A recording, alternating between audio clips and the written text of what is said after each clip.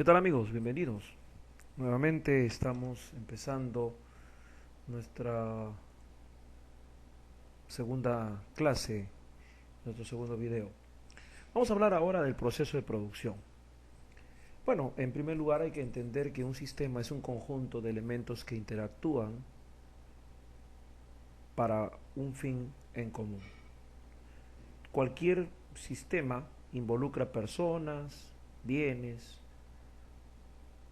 y los sistemas productivos son los que se ocupan de la generación, mantención e intercambio de bienes que pueden ser tangibles o intangibles, de acuerdo a lo que se necesita.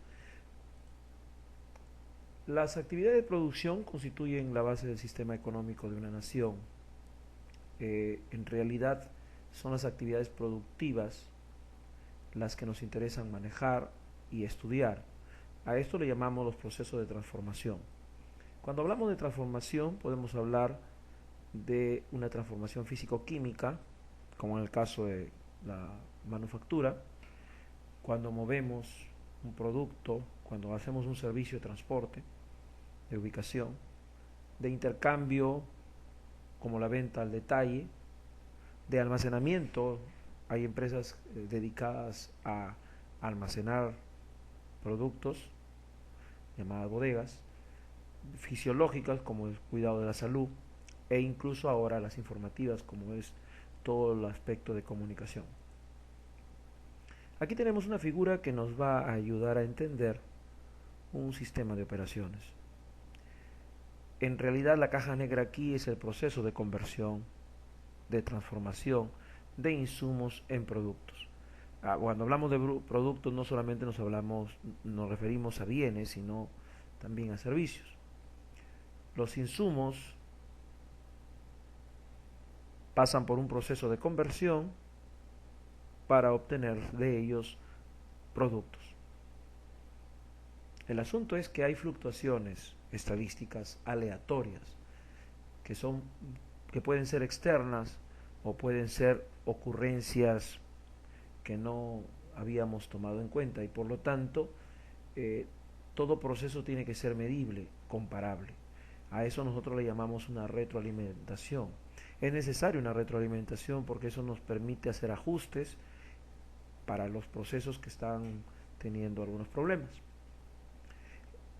Un proceso de producción es lo que nosotros miramos como un conjunto de actividades que toma un conjunto de recursos, dinero, recursos humanos, materiales, tecnología, etcétera, y los transforman en un producto terminado. Acá tenemos varias actividades, por poner varios ejemplos. Una exploración geológica, busca oro, un paciente recibe tratamiento en un hospital, un molino recibe mantenimiento rutina, una pareja es atendida en un restaurante, una póliza de seguros es procesada. Si nosotros analizamos todos estos ejemplos, como lo manifestamos aquí en la diapositiva, a primera vista parecen ser diferentes.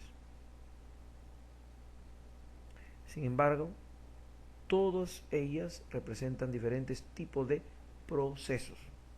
Un proceso, entonces, es la mezcla y transformación de un grupo específico de insumos en un conjunto de rendimiento de mayor valor. Y ahora se está hablando de la gestión de procesos. Paraíso, por ejemplo, es un conjunto de elementos que ingresan digamos, a un conjunto de actividades para transformarse en algo que se llama rendimiento. Acá tenemos un ejemplo cuando se prepara una hamburguesa. El rendimiento pues es la hamburguesa cocinada. Los insumos, pan, carne, los tomates, las cebollas, el queso. El proceso consiste en preparar todo, o sea, rebanar, cocinar, derretir, etcétera, ¿no? Cuando hablamos de rendimientos, para señalar el término conjunto de rendimientos, hablamos de tres cosas. O se produce un artículo, o se proporciona un servicio o se concluye una tarea. Entonces aquí tenemos algunos ejemplos, ustedes lo pueden observar. Cuando hablamos de ensamblar una computadora, cuando hablamos de atender a los comensales en un restaurante, cuando hablamos de desarrollar, por ejemplo, arreglar un motor, cambiar el filtro de una bomba, estamos hablando de una tarea. Los insumos son variados, son de personas, materiales, equipo, información, procedimientos, políticas, tiempo, dinero, y tenemos la necesidad que acabamos de mostrar hace un momento. Es decir, los clientes retroalimentan el proceso. Un sistema de producción utiliza recursos para transformar esos insumos en un resultado. El problema con los insumos es que estos no están así nomás, nos cuesta obtenerlo. Por lo tanto, hay que adquirirlo de la manera apropiada, hay que planear su uso y hay que planear su aplicación.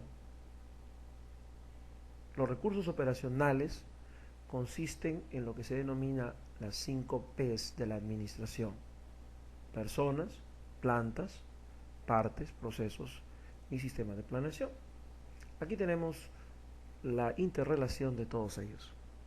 ¿Quiénes son las personas? La fuerza laboral, la que opera directa o indirectamente con el producto. Las plantas se refieren a las fábricas o sucursales de servicios si se tratara de empresas de servicio. Las partes, que incluyen los materiales,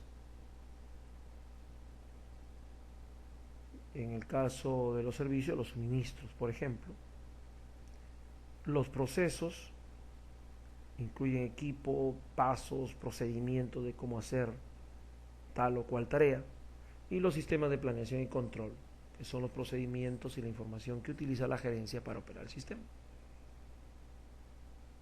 Y como ya mencionamos, las transformaciones que se llevan a cabo incluyen trabajo físico o químico, transporte, intercambio, almacenamiento, etc.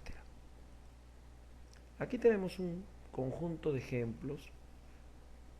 Vamos a tomar cualquiera de ellos. Por ejemplo, en un hospital, ¿quiénes son los insumos primarios? Los pacientes. Cuando hablamos de insumos primarios decimos el más importante. ¿Qué recursos necesitamos? Médicos, enfermeras, suministros, equipos. ¿Cuál es la función primaria? Atención de salud. ¿Cuál es el resultado que deseamos? Individuos saludables. No estamos hablando de productos, sino de resultados deseables. Si hablamos de una fábrica de automóvil, los insumos primarios son las láminas de acero, las piezas de motores. ¿Cuáles son los recursos? Los equipos, las herramientas. ¿Cuál es la función primaria? Pues fabricar el automóvil, ¿no? Ensamblar el automóvil. ¿Cuál es el resultado? El automóvil de alta calidad. Y así podríamos hacer un conjunto de ejemplos: insumo, transformación, resultados en cualquier tipo de sistema.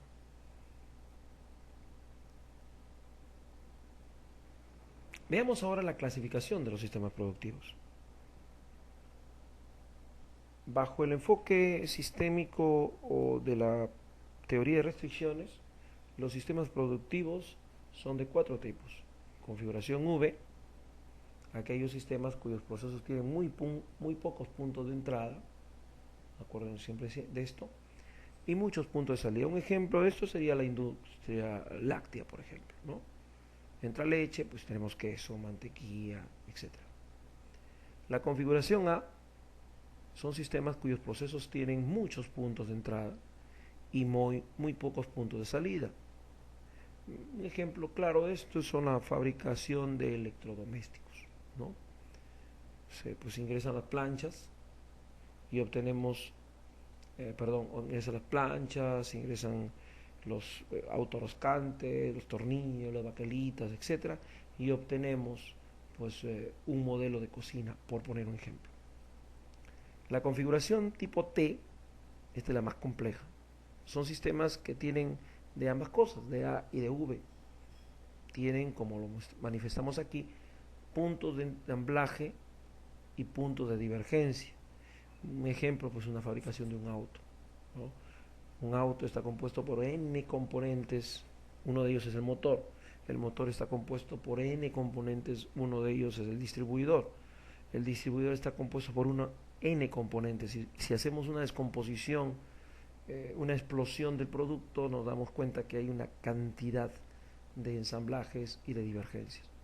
Y la más sencilla de manejar es las configuraciones tipo I, por ejemplo, un llenado de botellas de gaseosa, por ejemplo, ¿no? Son las más simples de gestionar, ya no hay divergencia ni puntos de ensamblaje.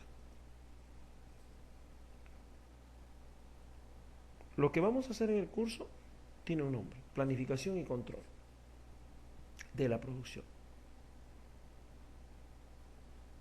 Aquí tenemos una definición. El sistema de planeamiento y control de producción da información, eso es importante. Lo que vamos a tener en un sistema de planeación y control de producción es información.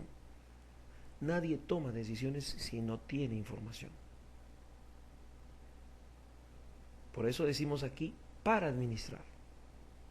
¿Qué vamos a administrar? Recursos, materiales, personal, equipo, proveedores, clientes.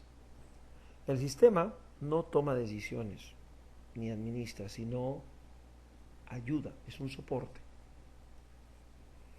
Aquí hay algunas tareas básicas, yo no las voy a explicar todas, pero están puestas, por decirlo de alguna manera, en un orden.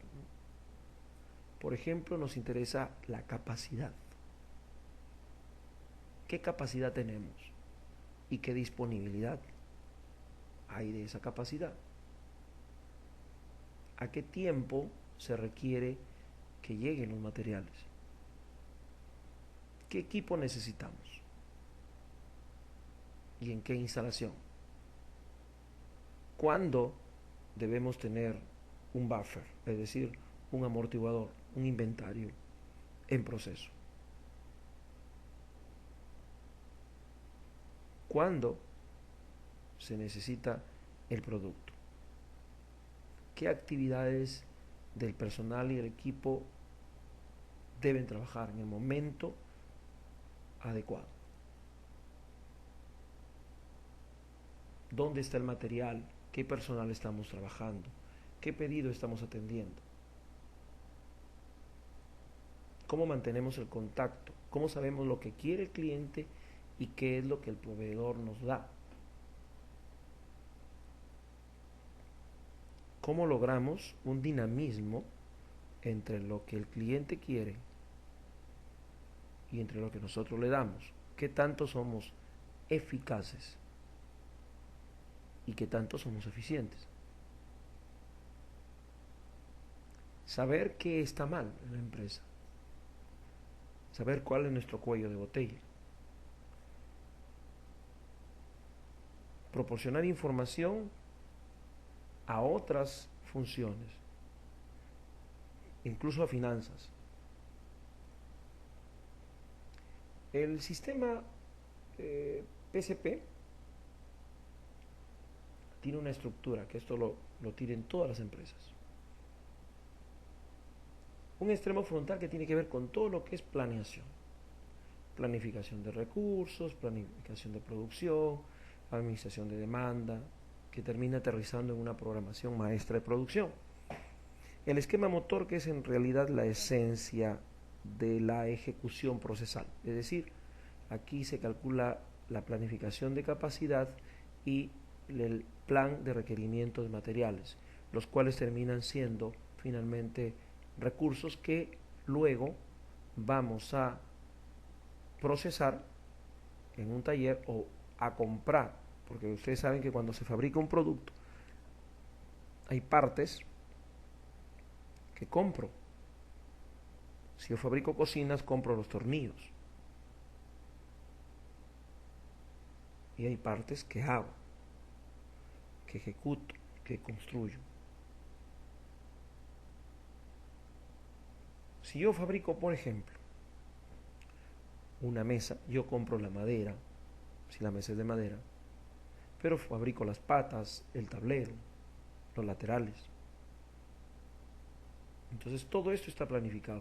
Un sistema de planeamiento y control de producción tiene control sobre todo este conjunto de extremos, frontal, motor y el extremo posterior. Muy bien, eso ha sido todo por hoy. Gracias.